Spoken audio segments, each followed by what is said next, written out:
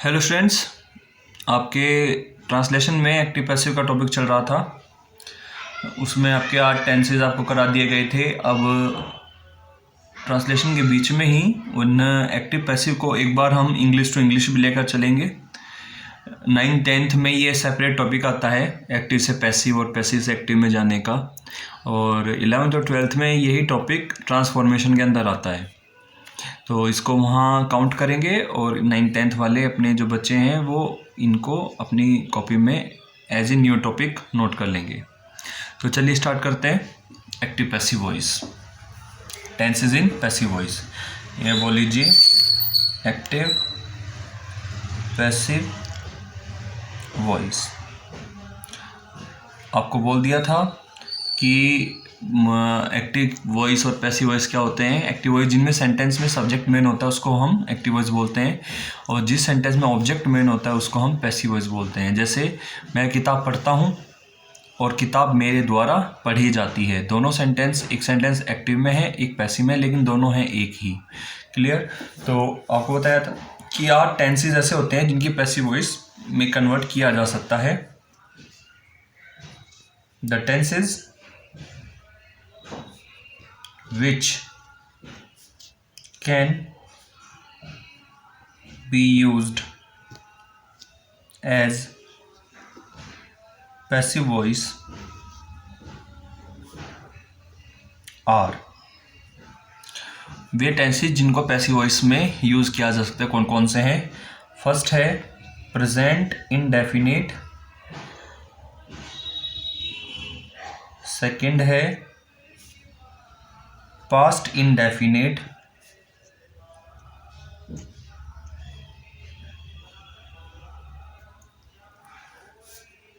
Third है future indefinite. Indefinite के तीनों टेंसेस होते हैं। इसके बाद प्रेजेंट कॉन्टिन्यूअस टेंस,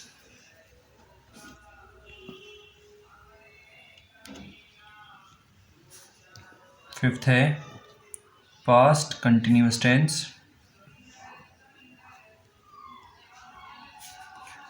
और सिक्स्थ है प्रेजेंट परफेक्ट। फ्यूचर कंटिन्यूअस की पैसिव नहीं बनती है, प्रेजेंट परफेक्ट।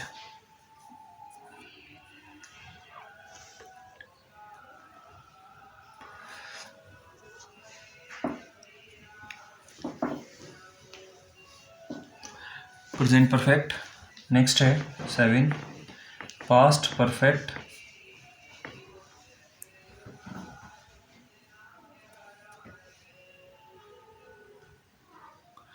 पास्ट परफेक्ट, और 8th है future perfect.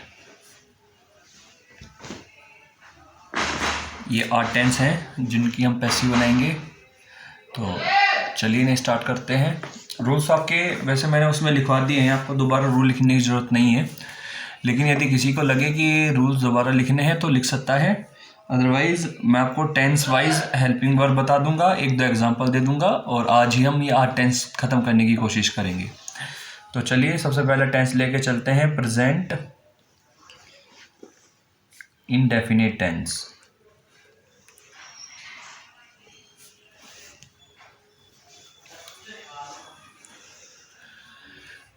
Present indefinite tense Hindi की पहचान का यहाँ कोई मतलब नहीं है, वो आपको ट्रांसलेशन में कराई जा चुकी है।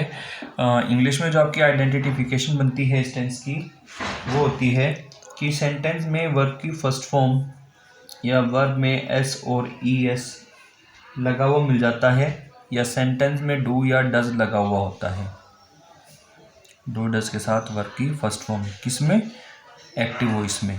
यानी कि यदि सेंटेंस की वर्ब में हमें फर्स्ट फॉर्म लगी हुई मिले, या वर्ब में एस एस लगा हुआ मिले, या डू या डज का यूज़ मिले, तो उसके जब हम पैसिव बनाएंगे तो उसके पैसिव में क्या यूज़ कर देंगे? उसके पैसिव में यूज़ कर देंगे हम इज, आर, एम के साथ वर्ब की थर्ड फॉर्म पैसिव में, जब हम पैसिव बनाएंगे। क्लियर? जब पैसिव बनाना है तो जब हमें ये चीज़ें लगी हुई मिलेंगी तो उसके प्लेस पर हम इन्हें कर देंगे। ठीक है, एग्जाम्पल देख लेते हैं, दो एग्जाम्पल देख लेते हैं। जैसे she, example, she writes a letter. Sentence में वर्ब में सी एस लग रहा है, यानी कि कौन सा टेंस है, ये है प्रेजेंट इंडेफिनिट। क्लियर। तो जब इसकी पैसिव बनाएंगे, हमें पता है कि रूल आपके वहाँ लिखवाया था कि पहले ऑब्जेक्ट आता है, पहले ऑब्जेक्ट लगाओ ए लेटर, इसके बाद सब्जेक्ट के प्लेस पर ऑब्जेक्ट आ गया, इसके बाद हेल्पिंग वर्ब आएगी, इज आर एम में से इज, फिर वर्ब की थर्ड फॉर्म, राइट की third form, written by her. यानी कि यदि इसकी स्ट्रक्चर देखी जाए तो जो सब्जेक्ट होता है और जो ऑब्जेक्ट होता है केवल वो अपना प्लेस बदल लेते हैं। जो सब्जेक्ट होता है वो बाई के साथ इधर आ जाता है और जो ऑब्जेक्ट होता है वो इधर आ जाता है। क्लियर। बाकी के बीच में हमें पता ही है कि पहले सब्जेक्ट लगना है, उसके बाद हेल्पिंग वर्ब लगनी है, इसके बाद वर्ब की थर्ड फॉर्म लगनी है, फिर बाई वगैरह लगा देते हैं। क्लियर। एक सिंपल इंटरोगेटिव वाला देख लेते हैं। Do you learn this poem, do you learn this poem. तो इसके शुरू में क्या लगी हुई है, हेल्पिंग वर्ब लगी हुई है। तो जब हमारी हेल्पिंग वर्ब शुरू में होती है तो इसका मतलब क्या है कि हेल्पिंग वर्ब की जगह में हेल्पिंग वर्ब लगानी, हेल्पिंग वर्ब क्या लगानी इसमें, इज आर एम, यानी कि डू की जगह हमें क्या लगाना है, इज आर एम। लेकिन पहले ना ऑब्जेक्ट चेक करो, ऑब्जेक्ट कौन सा है, ऑब्जेक्ट है इसमें दिस पोएम, तो सिंगुलर है, तो इज आर एम में से क्या आएगा, इज। हेल्पिंग वर्ब की जगह हेल्पिंग वर्ब आ गई, यू की जगह ऑब्जेक्ट आ जाना है, ऑब्जेक्ट है this poem, is this poem. इसके बाद क्या लगा हुआ है, लर्न, यानी कि वर्ब की फर्स्ट फॉर्म थर्ड फॉर्म लगा देंगे, ये हो जाएगा लर्नड, और ये ऑब्जेक्ट था, इसकी जगह क्या आ जाएगा, यू, बाई के साथ जोड़ करके बाई यू। तो इस बात का ध्यान रखना है कि हेल्पिंग वर्ब की जगह हेल्पिंग वर्ब, सब्जेक्ट की जगह ऑब्जेक्ट, वर्ब की थर्ड फॉर्म की जगह वर्ब की जगह वर्ब की थर्ड फॉर्म, और ऑब्जेक्ट की जगह बाई प्लस सब्जेक्ट। क्लियर। अब इसके बाद बारी आती है पास्ट इंडेफिनिट की।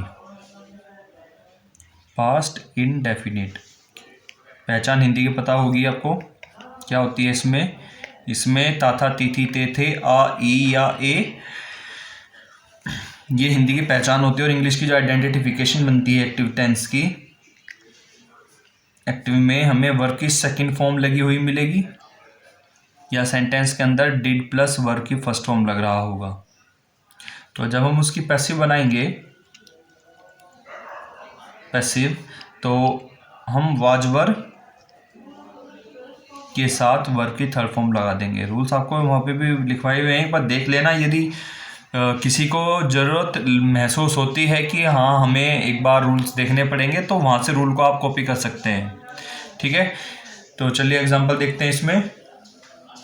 Why did he not eat the food, why did he not eat the food. मैंने डबल इंटरोगेटिव का एग्जाम्पल ले लिया।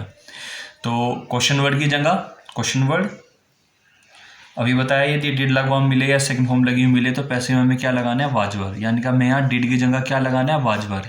लेकिन पहले ना ऑब्जेक्ट देखो, ऑब्जेक्ट कौन है, द फूड, सिंगुलर है, तो क्या आ जाएगा, वाज, वाई वाज। अब इसके बाद द फूड, सब्जेक्ट के बाद सब्जेक्ट के प्लेस पर ऑब्जेक्ट आ गया। अब क्या आया, नोट, इसके बाद ईट की थर्ड फॉर्म ईटन, और द फूड के प्लेस पर आ जाएगा ही का बाई के साथ जोड़कर बाई हिम, ही का हिम होता है, शी का बाई हर हो जाता है। क्लियर। एग्जाम्पल एक और देख लेते हैं, एग्जाम्पल में अफर्मेटिव का दिखा देता हूँ।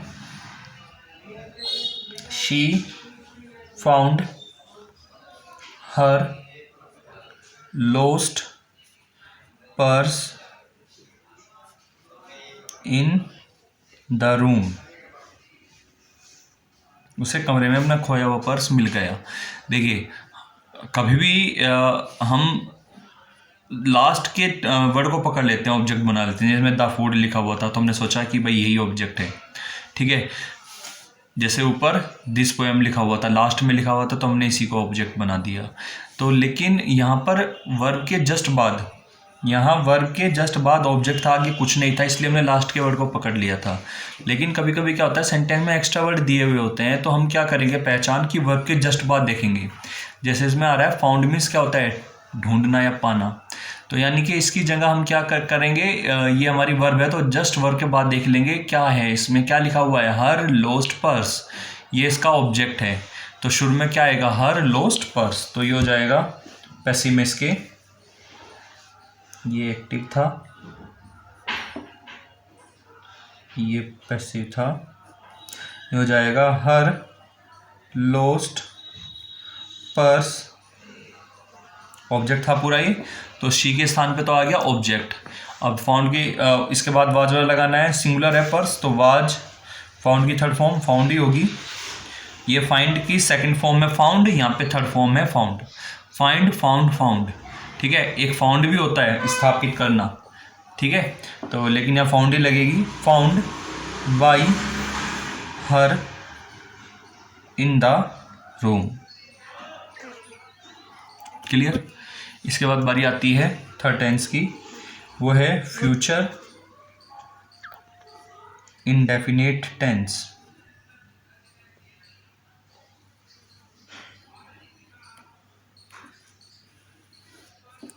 हिंदी की पहचान क्या होती है इसकी, गा गे गी, और एक्टिव वॉइस में हमें क्या लगा हुआ मिलता है,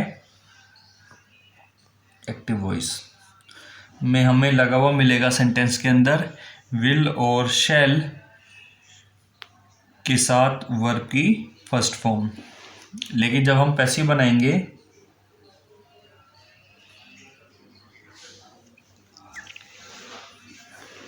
तो पैसिव वॉइस में विल और शैल के साथ बी बढ़ जाएगा प्लस थर्ड फॉर्म, क्लियर। यदि नेगेटिव की बात करूं, देखिए मैंने बीच में प्लस लगाया, इसका मतलब यह है कि बीच में से टूट जाती हैं जब नेगेटिव से इंटेरोगेटिव वाले सेंटेंस मिलते हैं। जैसे नेगेटिव में यदि हमें will, I will not go there, ये मिल गया, और इसके हमें पैसिव बनानी है, तो विल नॉट बी हो जाएगा, यानी कि विल के जस्ट बाद नोट। यदि सिंपल इंटेरोगेटिव की बात करें तो विल और शैल तो आएंगे ऑब्जेक्ट से पहले, और बी आएगा ऑब्जेक्ट के बाद, क्लियर। तो चलो एग्जांपल दिखा देता हूँ, will you not help me, will you not help me. तो जब हम इसको इंटरोगेटिव बनाएंगे तो शुरू में विल है, तो हम भी शुरू में हेल्पिंग वर्ब लगाएंगे, विल ही आ जाएगा। या पहला ऑब्जेक्ट देख लीजिए, ऑब्जेक्ट है इसका, हेल्प के बाद क्या लगा हुआ है, मी का शुरू में आगे क्या होगा, आई, है ना भाई, यहाँ ये ऑब्जेक्ट है, लेकिन जब हम इसे शुरू में लाएंगे तो ये सब्जेक्ट बन जाएगा, तो मी का शुरू में आगे हो जाएगा आई, तो आई के साथ क्या आता है, शैल, तो शुरू में हम क्या लगाएंगे, शैल, आई, शैल हेल्पिंग वर्ब की जगह हेल्पिंग वर्ब, सब्जेक्ट की जगह ऑब्जेक्ट, अब लगा हुआ है नोट, तो पहले नोट लगा दो, फिर बी लगा देंगे, शैल आई नोट बी हो जाएगा, क्लियर। इस तरीके से बनाना है, जो बी है वो ऑब्जेक्ट के बाद आना है, इस बात को ध्यान रखोगे। फिर क्या लगा हुआ है, हेल्प की third form, helped by you, shall I not be helped by you. शुरू में विल भी लगा सकते थे हम, मैंने बताया हुआ है कि मॉडर्न ग्रामर में सभी के साथ हम विल का यूज़ कर देते हैं, ठीक है। तो ये हो जाएगा will I not be helped by you, clear. ये था फ्यूचर इंडेफिनिट टेंस। इसके बाद फोर्थ टेंस आता है present continuous tense.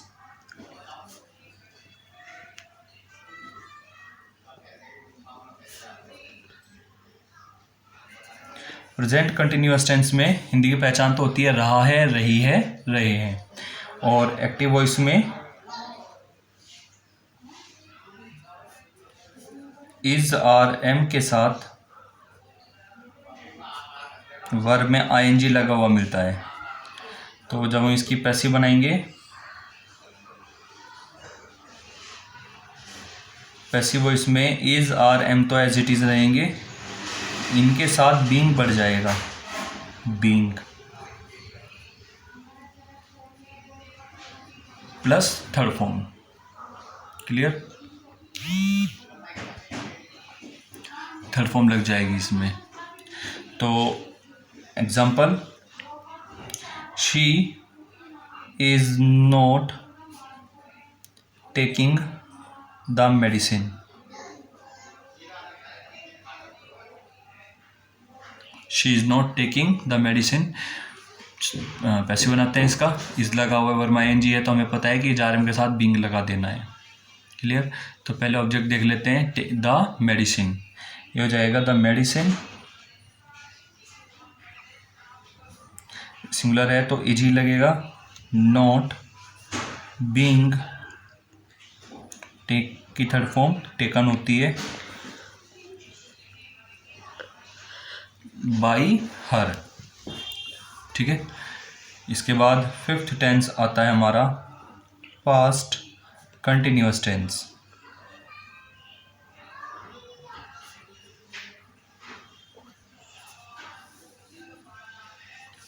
Past continuous tense में हिंदी की पहचान बनती है हमारी रहा था, रही थी, रहे थे, और इंग्लिश में हमें एक्टिव वॉइस में हमें वाज वर लगा हुआ मिलेगा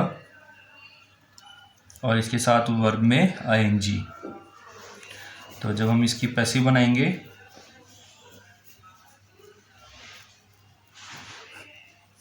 तो वाज वर के साथ इसमें बीइंग बढ़ा देंगे, was were plus being plus third form. जैसे why was the teacher not solving this question.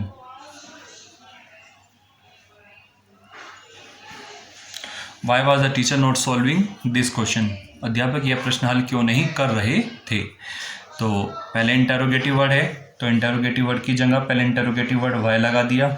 इसके बाद हेल्पिंग वर्ब लग रही है तो हम भी हेल्पिंग वर्ब लगाएंगे। पहले ऑब्जेक्ट देख लेते हैं, आईएनजी के बाद क्या लग रहा है, दिस क्वेश्चन सिंगुलर है तो वाज आ जाएगा, वाई वाज। इसके बाद सब्जेक्ट है, सब्जेक्ट के प्लेस पर ऑब्जेक्ट आना है, दिस क्वेश्चन। इसके बाद नोट का नोट ही रहेगा, बीइंग बढ़ जाएगा इसमें बीइंग, फिर वर्ब की थर्ड फॉर्म लगाइए, सॉल्विंग की थर्ड फॉर्म हो जाएगी सॉल्व्ड, और ऑब्जेक्ट की जगह सब्जेक्ट बाय द टीचर। इस तरीके से पैसिव बना लोगे। क्लियर। पास्ट टेंस हो चुके हैं, सिक्स्थ टेंस पे आते हैं, present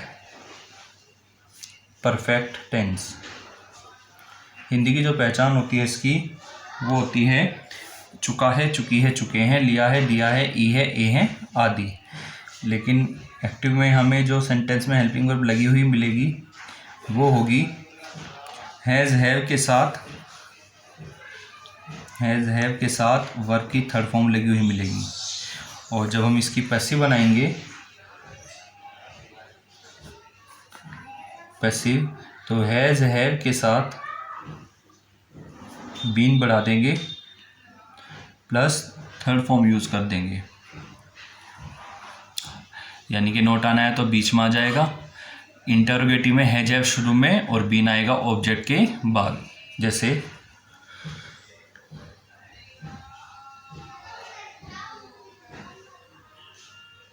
where has the father put the mobile phone. पिताजी ने मोबाइल फ़ोन कहाँ रख दिया है। तो पहले वेयर को वेयर रखेंगे, इसके बाद ऑब्जेक्ट का अकॉर्डिंग हेल्पिंग वर्ब लगानी है तो सिंगुलर है तो हैज ही आएगा, फिर सब्जेक्ट की जगह ऑब्जेक्ट आएगा द मोबाइल फ़ोन, इसके बाद बीन आ जाएगा, फिर वर्ब की थर्ड फॉर्म आ जाएगी, पुट की थर्ड फॉर्म पुट ही होती है, फिर ऑब्जेक्ट की जगह सब्जेक्ट बाय द फादर। एक हु वाला भी बता देता हूँ, इसमें सब में सेम रूल लगता है। हु में तो who has broken this chair, who has broken this chair. तो जो हु वाले सेंटेंस होते हैं इनकी पैसिव बनाने में हु को बाय हुम कर देते हैं स्टार्टिंग में, क्योंकि इनमें कोई सब्जेक्ट नहीं होता, बाय हुम। अब ऑब्जेक्ट के अकॉर्डिंग हेल्पिंग वर्ब लगाएंगे। दिस चेयर सिंगुलर है तो है जाएगा, बाय हुम हैज़, इसके बाद ऑब्जेक्ट दिस चेयर, इसके बाद बीन, बाई होगा बाई हुम, हेल्पिंग वर्ब की जगह हेल्पिंग वर्ब, फिर ऑब्जेक्ट, फिर बीन, और फिर वर्ब की थर्ड फॉर्म सबसे लास्ट में आती है broken. By whom has the chair been broken. इस तरीके से करते हैं। नेक्स्ट टेंस आया 7th, past perfect tense. Past perfect tense, past perfect tense में हिंदी की जो पहचान होती है वो चुका था, चुकी थी, चुके थे, या था, ई थी, ए थे, ये लगे हुए मिलते हैं। और इंग्लिश में हमें हैड के साथ वर्ब की थर्ड फॉर्म लगी हुई मिलेगी इसमें। और जब इसको पैसिव में कन्वर्ट करेंगे इसको, तो इसमें हम हैड बीन कर देंगे, had plus been plus third form. हमारी जो हेल्पिंग वर्ब दो शब्दों से मिलकर बनी होती है, जैसे has been, had been, will be, shall be, was being, is being, हमेशा ये बीच में से टूट जाती है, इसलिए मैं इनके बीच में हमेशा प्लस लगा देता हूँ।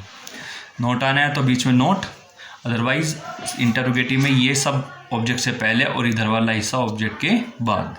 क्लियर? जैसे द डॉक्टर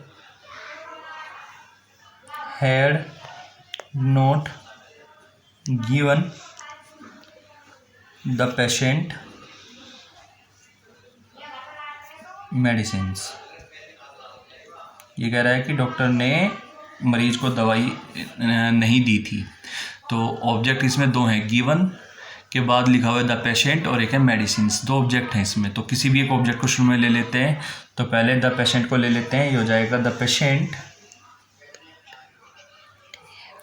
हेड का हेड, नोट का नोट, बीन, वर्ब की थर्ड फॉर्म की जगह वर्ब की थर्ड फॉर्म, गिवन। जो ऑब्जेक्ट दूसरा ऑब्जेक्ट होता है, जब किसी सेंटेंस में दो ऑब्जेक्ट होते हैं ना, तो एक तो शुरू में आ जाता है, जो दूसरा बचता है हमेशा उसको वर्ब की थर्ड फॉर्म के बाद लिखते हैं। तो यहाँ आ जाएगा medicines, medicines by the doctor. Sorry, simple affirmative का ये तो ठीक है। इस तरीके से करते हैं। 8वां टेंस आता है future perfect future perfect tense. Perfect tenses की तो बनती ही नहीं है पैसिव वॉइस। तो फ्यूचर परफेक्ट में हिंदी की पहचान होती है चुका होगा, चुकी होगी, चुके होंगे। और एक्टिव वॉइस में हमें इसमें विल या शैल के साथ हैव लगा हुआ मिलता है एक तो, और एक वर्ब की थर्ड फॉर्म। तो जब हम इसकी पैसिव बनाएंगे, पैसिव, तो विल और शैल के साथ हैव बीन हो जाता है, have been plus third form. देखिए यहाँ मैंने इन दोनों के बीच में प्लस नहीं लगाया, यानी कि दोनों इकट्ठे आने हमेशा। ये तो ऑब्जेक्ट से पहले और हैव बीन आना है ऑब्जेक्ट के बाद। नोट आना है तो यहाँ बीच में आएगा। क्लियर? इस तरीके से करेंगे आप। तो ये थे हमारे यहाँ टेंस एक्टिव पैसिव में। अभी इसमें आगे हमारे मॉडल्स भी आ जाते हैं, मॉडल्स वाले भी बसते हैं और इम्पेरेटिव भी बसते हैं, उनको बाद में देखेंगे। पहले फर्स्ट ऑफ ऑल इतनी एक्सरसाइज बनानी है आपको। 8 टेंस कराए हैं मैंने इसमें आपको, 8 टेंस। ये जो 8 टेंस है इनको आप हेल्पिंग वर्ब यहाँ से देख लेंगे। और यदि रूल बनाने में दिक्कत हो रही है, एक सेंटेंस को कन्वर्ट करने में प्रॉब्लम आ रही है, तो एक बार उन रूल्स की हेल्प ले लेंगे जो आपको करवाए हुए हैं। क्लियर? या एग्जाम्पल भी जो दिए हुए हैं वो भी मैंने प्रॉपरली आपको समझा दिए हैं। इन एग्जाम्पल की हेल्प से भी आप अपने पैसिव में सेंटेंस को कन्वर्ट कर सकते हैं। तो इसकी एक्सरसाइज आपको होमवर्क में मिल जाएगी। इसी के साथ हम अपनी आज की क्लास यहीं ऑफ करते हैं। Have a good day.